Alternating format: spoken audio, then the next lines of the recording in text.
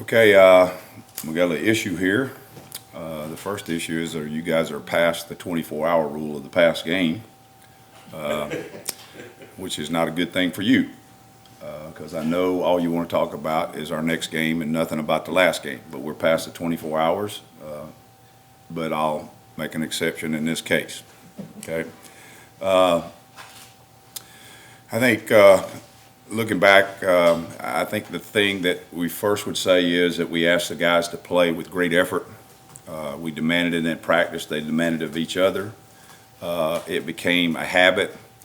I think it showed up in the game. I think it was very good effort throughout the game. We asked them to be physical. We practiced that way. We created ways to challenge them physically. And we feel like they responded in that way. And then the last thing that we asked them to do was to make sure that we played the next play. Just play the next play. Every play has a life of its own. When it's over, it's over. Play the next play. And we feel like they did that. So we're in the process of things. They're starting to buy in, and we're starting to see the reflection of that in a game situation, which is our first time out. As far as what transpired in the game, obviously we're disappointed. A loss is a loss in this business. There's no way to cut it any other way. And our job as a defense is to make sure that we keep them to one less point than what's scored. And so that's what has to happen, and we're not going to accept anything less than that. That's the thing we challenge them with. And 19 points against that offense is I mean, that's a good number. But I'm old enough to remember some of you guys covering us. I know you don't know, but there used to be football games where people won 10-9 and 13-12, and 9-6 and 6-3. I'm old enough to remember those games. Some of you are not. So maybe that's why that's ingrained in my system, that it doesn't matter what the other team has, you need to make sure you got one more than they got. So it's not something we're going to accept. We're going to work very, very hard to build on the positives of the game. There were some very, very good positive things on there. When 3.4 yards per rush against an offense that has been very prolific of running the ball very well for an extended period of time, with basically the same group of guys, was effective. I thought the coverage in terms of, that was a very, very talented quarterback. I don't think anybody would argue that in any stretch of the imagination. But the thing that didn't happen is we didn't get the top knocked off of the coverage. There were not explosive long plays, easy touchdowns over the top of people. We had good tackle on the catch. Every catch was contested, and we tackled it relatively quick. Probably the thing that jumps out to the people that, if you just, I guess, looked at the game and said, okay, what would you do different if you could do different, or what would you take out? Obviously, the 2 third-down pass interference penalties, which kept the ball moving. We've got to eliminate third-down penalties. We were 65% successful on third down. Our goal is 70%, so we didn't make that. We got to eliminate those penalties. The other thing is probably a little bit frustrating is that they did a great job with a very, very, very accurate quarterback on the 4 or 5 back shoulder throws. After the game, I felt like there was about 25 of them, but the truth of the matter is there were 4 or 5, and there were 4 of them that hit, and he stuck it right on the backside shoulder. I mean, dead on it every time. We had relatively tight coverage on every one of them. But having said that, probably had it to do over would be a little bit more sensitive. And we could have played split safety coverage or too high, and that's not there. But then we did have to pressure some, and when you do pressure, you're going to be middle of the field coverage, and that's what happens. So we'll get that corrected and move forward. As far as how guys played across the board, we felt like that we didn't have a lot of critical errors, didn't have a lot of mental errors, and as a whole, we felt like that we've got a very good starting point, but we're not satisfied with the loss, and we're not going to be at all. Now, as far as this next game, the guys came out today with a very good focus, seriousness about them. We challenged them to practice like pros, and we do that every day. They did that. They communicated well. They were on top of what was going on, and we've got a challenge this week because here's what it is. It's not about who we play. It's not about who we played last week. It's not about who we played next week. It's not about who we play the next week.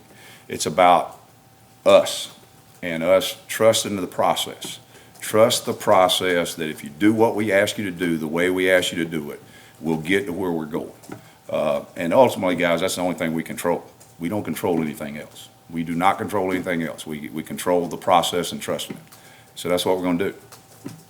What do you think of Ruffin and Trey Matthews and those guys back there? Well, obviously, we didn't get the top knocked off the coverage. They played the run very well, and when they were asked to get down in the box and play the run, they communicated well. We had no major bust in the secondary, none, and that's hard to do, particularly with the multiplicity of formations and motions you have. And those guys, they're in charge of that. They're the quarterbacks back there. How did Marlon grade out his first start? Well, I don't get into. I wouldn't tell you what he graded in English. They'd tell me I broke a law, so I'm not going.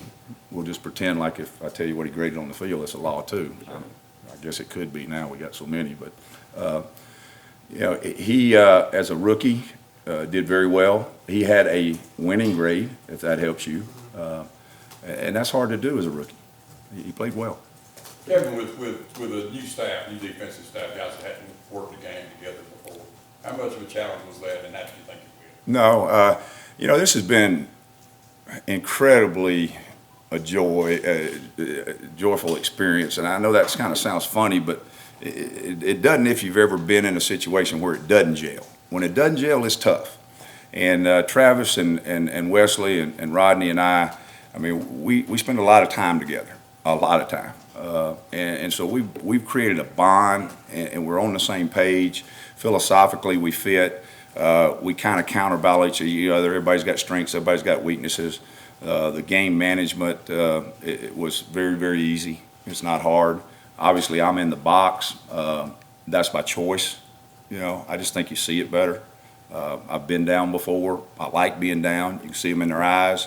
But we got capable guys of making adjustments. They can make adjustments through the communications. We go over every drive, after the drive, exactly what they did, who did what. We corrected what might be coming the next play. It went very well. But then also, from a personal note, after 36 years of doing it, I kind of take the approach of just fly the plane.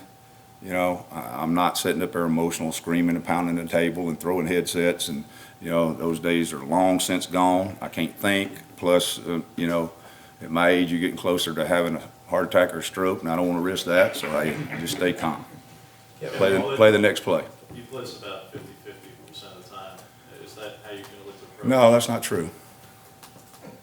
I'm not real good in math, but I know how many times we did blitz. Well, some analysis showed roughly 50-50. 18 times you did, 21 times you didn't. I don't know if that's what they got. 18-21. That's what. There were 78 plays. On Deshaun's passes and his. Oh, passes. Okay, all right. I was going to say 18-21 in Dillon, South Carolina, where I went to school. That ain't 78. Do you look to take that kind of approach on passing downs going forward as far as blitzing? We will do what we need to do based on how we think we match up personnel-wise, who the quarterback is, how we think we can affect the quarterback. But that is pretty accurate now in terms of throws. It was actually, I think, two less pressures than zone.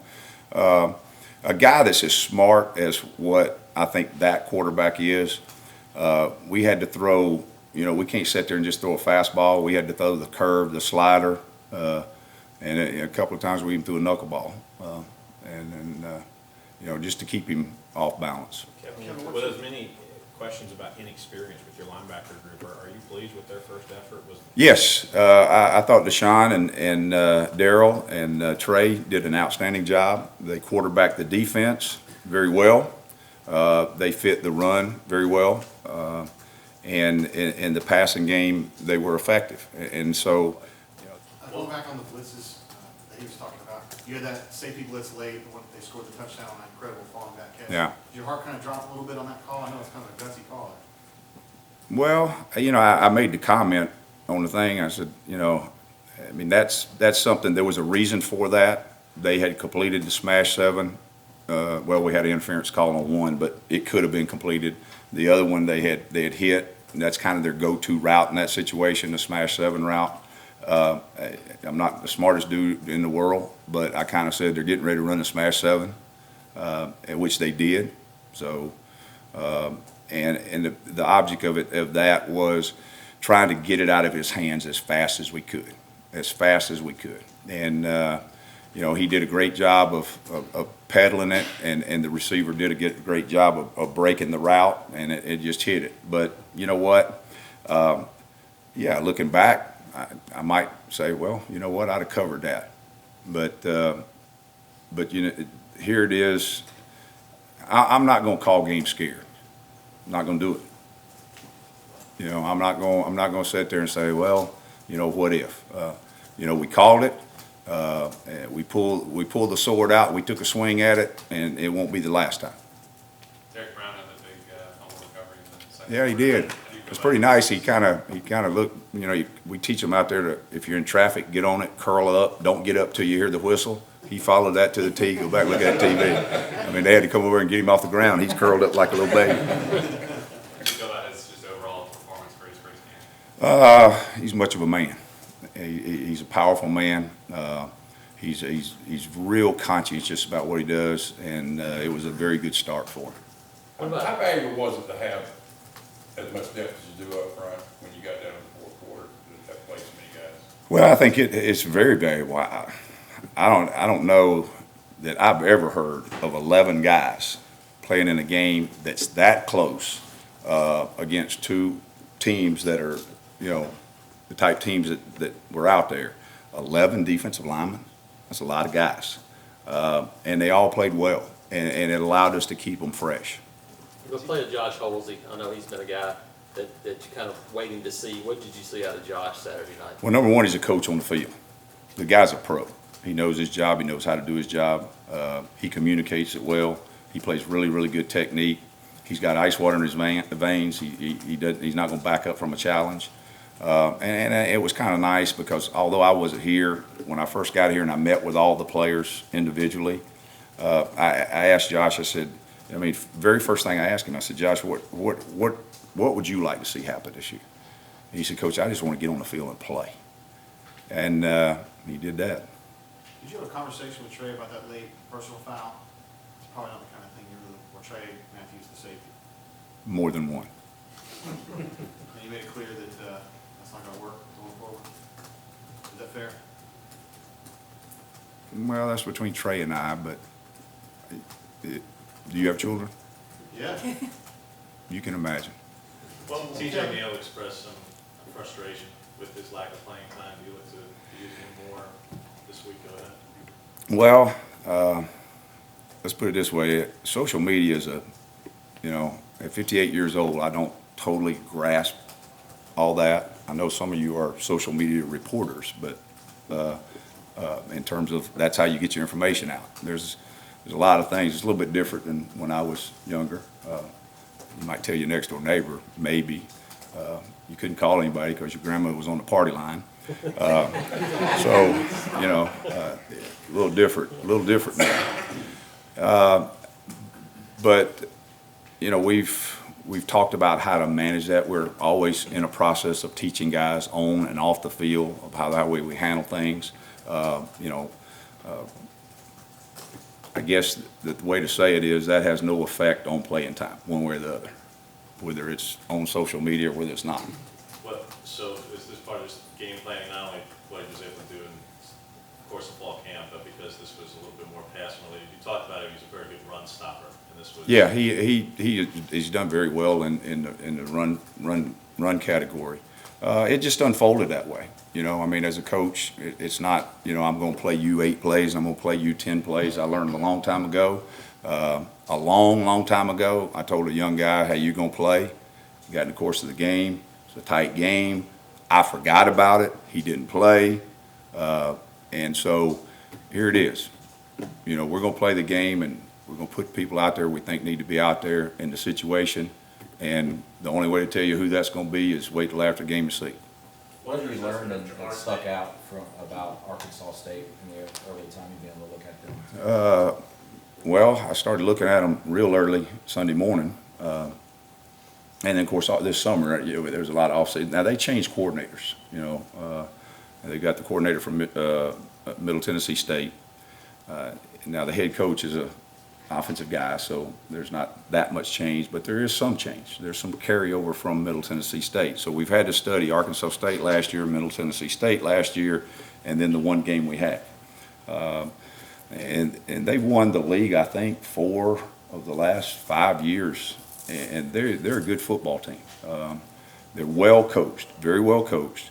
They've got speed on the edge. They've got a transfer quarterback that, and you could see that. I mean, he has an arm. He moves very well. They have all 5 starters back on the offensive line. You don't see that very often. So they're a good football team.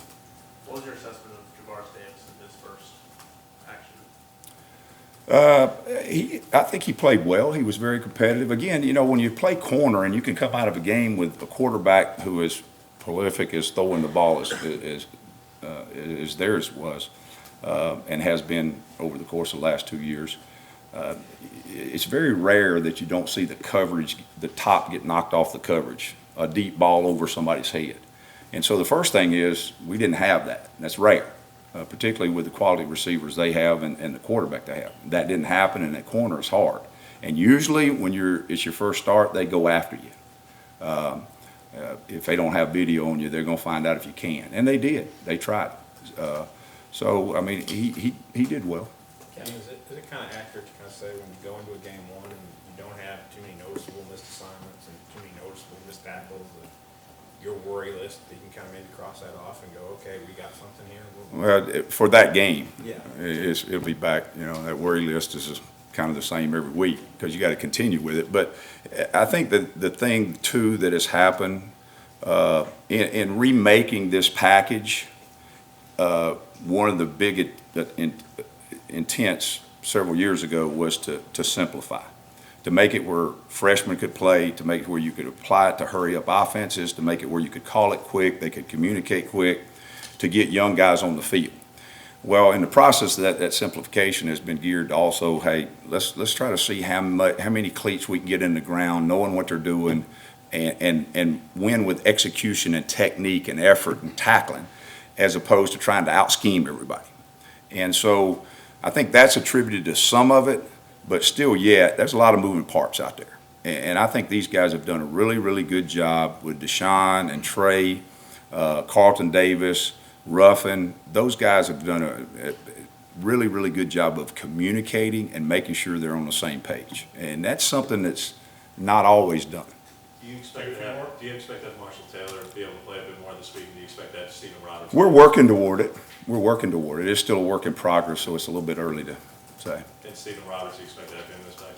Well, I could answer that. I know the answer, but as you know, I have a rule about discipline, and that's a discipline issue. So I'm gonna let Coach handle that tomorrow. You can wait 24 hours, man. You coached D liner at Alabama. Yeah. He's over there at Ark State. Just what kind of player is he? He's a big, powerful man. He's a big, powerful man. He is. Can you talk about the tackling? That was a big point of emphasis back in the spring. Were you happy with it Saturday night? Well, we didn't have a lot of missed tackles. We were very, very, very, very few missed tackles. I thought we had a tape today where we made an Auburn tackle tape out of the game of where guys wrapped up, knocked people back, gang tackled, buddy tackled, all those things of the things we've been coaching. And quite frankly, it was hard to find guys that wasn't in that mode. And it's something that is kind of, you got to do it every day.